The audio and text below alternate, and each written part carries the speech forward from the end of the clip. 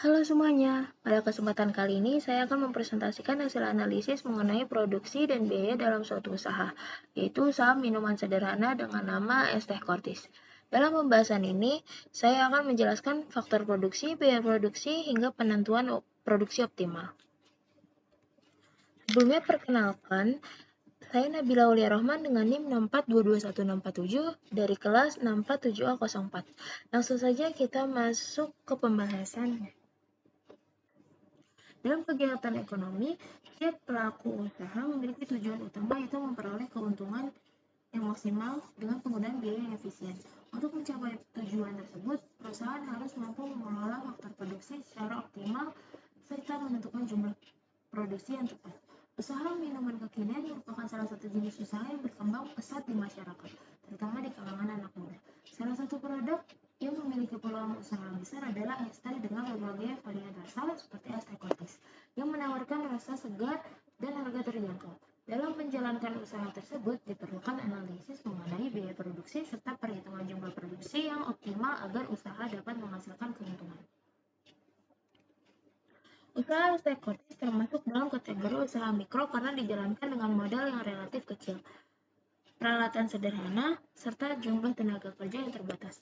Dalam proses produksinya, usaha ini memiliki tahapan yang cukup sederhana, yaitu mulai dari penyeduhan teh, penambahan gula, dan perasa, hingga proses pengemasan. Meskipun sederhana, usaha ini tetap memerlukan pengelolaan yang baik, terutama dalam hal penggunaan bahan baku dan pengendalian biaya agar usaha tetap menghasilkan keuntungan.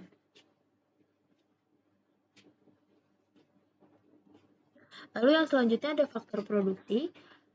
Faktor produksi ini mutlak dalam semua kegiatan produksi karena bertanggung jawab untuk mengubah input menjadi output. Faktor produksi yang pertama yaitu ada bahan baku. Bahan baku yang digunakan dalam usaha ini seperti teh, gula, air, es batu, serta bahan tambahan seperti sirup, rasa lemon, dan leci. Bahan baku ini termasuk faktor produksi karena digunakan secara langsung dalam proses pembuatan produk. Lalu untuk faktor produksi yang kedua yaitu tenaga kerja.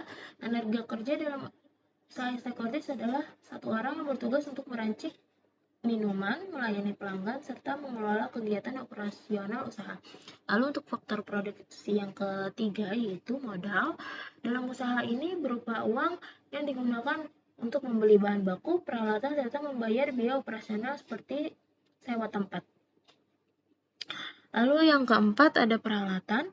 Peralatan yang digunakan dalam usaha ini seperti gelas plastik, termos kompor, sendok, dan wadah penyimpanan teh.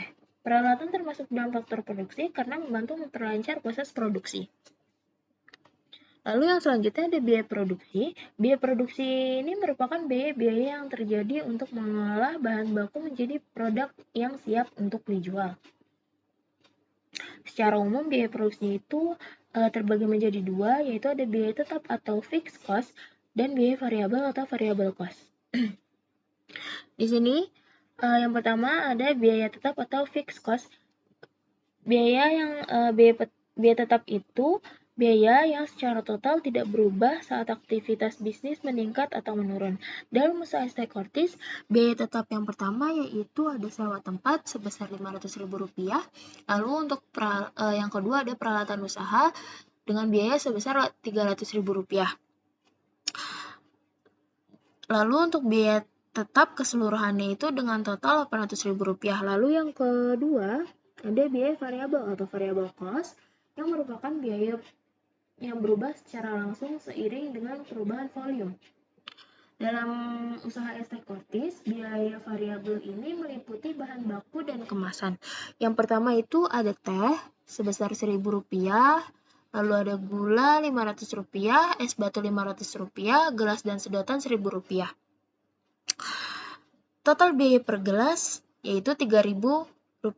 Jika dalam satu hari diproduksi 100 gelas, maka variable cost sama dengan 100 dikali 3.000 sama dengan Rp300.000. Lalu yang selanjutnya ada total biaya atau total cost.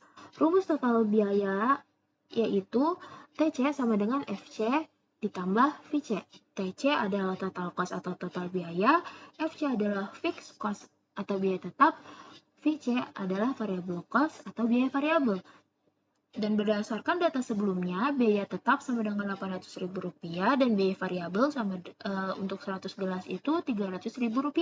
Maka total biayanya adalah Rp800.000 ditambah Rp300.000 sama dengan Rp1.100.000.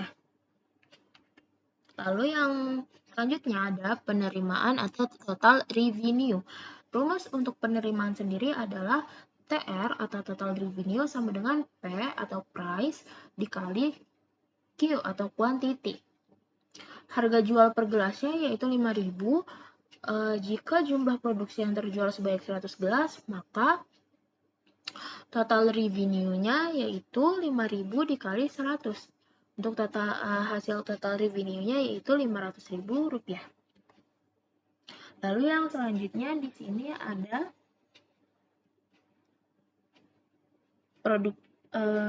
produksi optimal.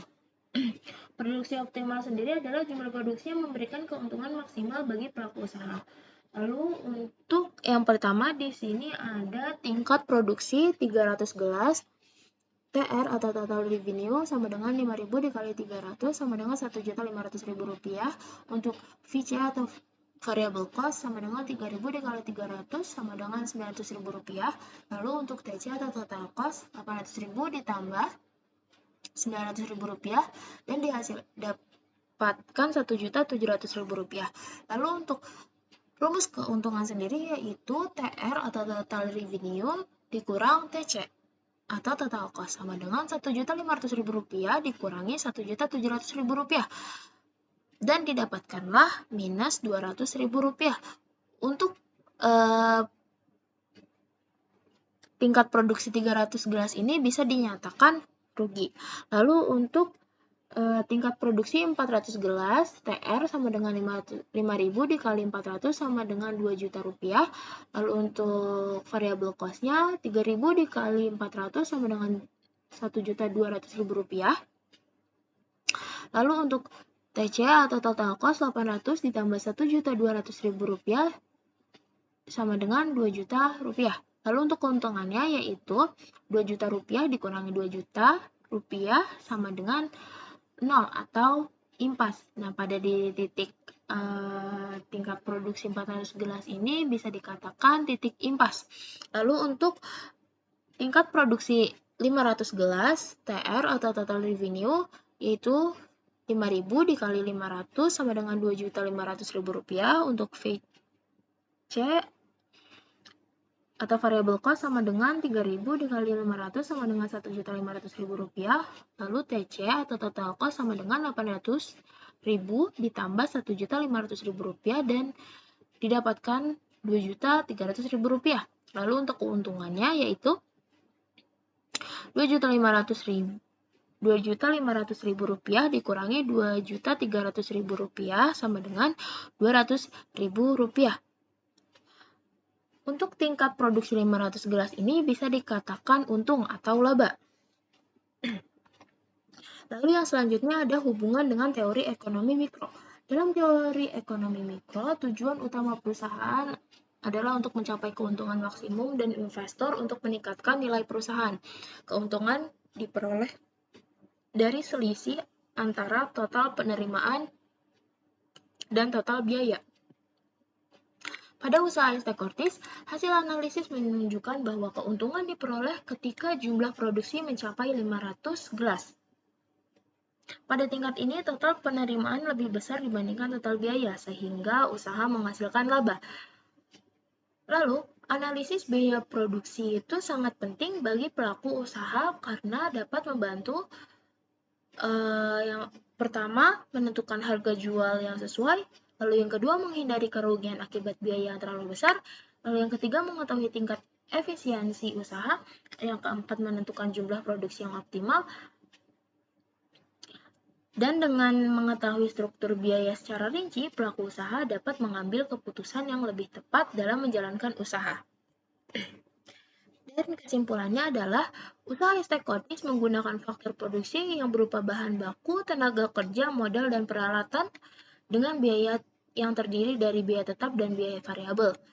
serta berdasarkan hasil analisis, usaha mengalami rugi pada tingkat produksi 300 gelas, impas pada tingkat produksi 400 gelas, dan untung pada tingkat produksi 500 gelas, sehingga produksi optimal berada di atas titik impas. Dan dengan pengolahan biaya yang efisien dan penentuan produksi yang tepat, usaha dapat memperoleh keuntungan yang maksimal. Demikian pemaparan hasil kerja yang saya dapat sampaikan. Jika ada kekurangan dan kesalahan dalam penyampaian, mohon dimaafkan. Akhir kata, saya ucapkan terima kasih banyak atas perhatian dan kesempatannya.